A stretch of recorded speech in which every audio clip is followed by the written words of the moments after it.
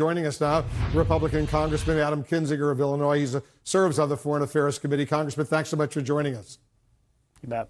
Let's get to some of these issues. Will you support President Trump and vote for tariffs on Mexico if it comes down to that? No, I don't intend to. And here's the thing, and I need to stress this. There is a massive crisis on the border. I've actually worked it as a guard pilot. I didn't just throw on a windbreaker and go, get my take, and I worked it. It is a massive issue. It has to be addressed. And thus far, our friends on the other side of the aisle have refused to address it with us. And I hope if the president does it, he's successful in getting Mexico to make a move. But I don't think linking policy differences with a trade issue like tariffs is the right thing to do for a couple of reasons. We're already in a pretty intense trade battle right now with China. It's the right battle to have with China. It should have been done 20 years ago.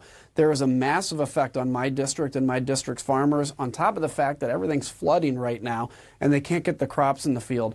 To now open a second trade battle with our largest trading partner would have a devastating effect on the people I represent. And frankly, I think it could give an opening for China to move into that market. So I support the president's assessment of the problem 100%, but what I don't like is the idea of using tariffs just because we have a policy disagreement, as massive as it may be. And I know you're just back from the Air National Guard. You spent some active duty in the reserves along the border, not far from the border with Mexico. If this is still unclear, if it's still unclear, Congressman, that this is just a threat from the president, or if this tariff will hold at only 5%, or will it go all the way up to 25% in the following months? How do the farmers, the manufacturers plan around this? Because the impact will be enormous, especially on your constituents. Yeah, I mean, it's certainly a problem. And keep in mind, Mexico is now our largest trading partner. And so this has massive implications at a time when, frankly, my farmers are still very supportive of President Trump. They say it's costing them, but they understand that on behalf of the country, we have to win this war and that China's targeting them because they're Trump's base. So I think focusing on that one thing right now is the right thing to do, and finding hopefully other carrots or sticks, whatever it takes, to get Mexico to play ball with us. They really need to, and I think there's a lot of they can do. But like I said, if the president goes forward with this, I hope he succeeds, because it's a real problem. But I will have to do what's in the interest of my constituents if a vote's ever put before me. But I'm also going to caveat that to say all the votes that the Democratic Party has put before us in the House, they've thrown some super political elements in there, and I don't think really intend to do anything. So we'll see what it ends up looking like. Congressman, according to the Customs and Border Protection Service, 133,000 people crossed the southern border illegally last month alone, including 11,000 unaccompanied children.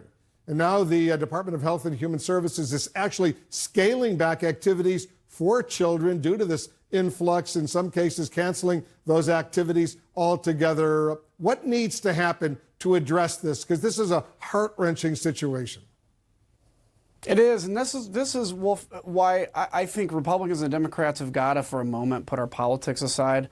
I think this is fixable. I don't know all the answers. I'm going to be clear about that, because if I did, I'd probably write an article and it would be adopted and everything. But when you have a parent sending a minor up through cartel territory unaccompanied, 11,000 of them, first off, you got to wonder what's going on there. Obviously a very desperate situation, but then you have a child that shows up. We literally run out of space. So you have two options. You can call and see if they have a relative in the United States. If they don't, one that we can get a hold of, you either have to hold on to them, send them back to the country of origin, or you can't walk into the middle of Dallas and release an 11-year-old child alone. So this is the problem. It's not the Trump administration being mean. It's not the Obama administration when they were doing it being mean.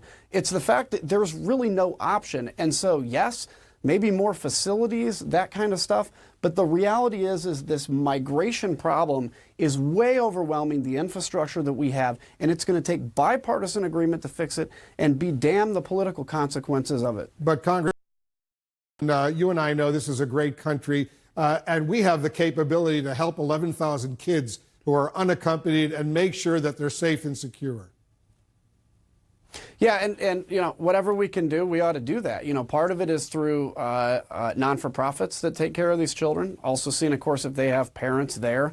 You know, at one point they were talking about housing people at military bases, and that was controversial because, oh my gosh, it's a military base. So the question is, yes, do we have the capability? We do. But that capability is not taking 11,000 children, putting them in strangers' homes in the United States, or releasing them out into the streets. You have to do something, and you have to prove for the ones that do come up with parents that it's actually their parents, because sometimes they'll just grab an unaccompanied minor and say, this is my kid.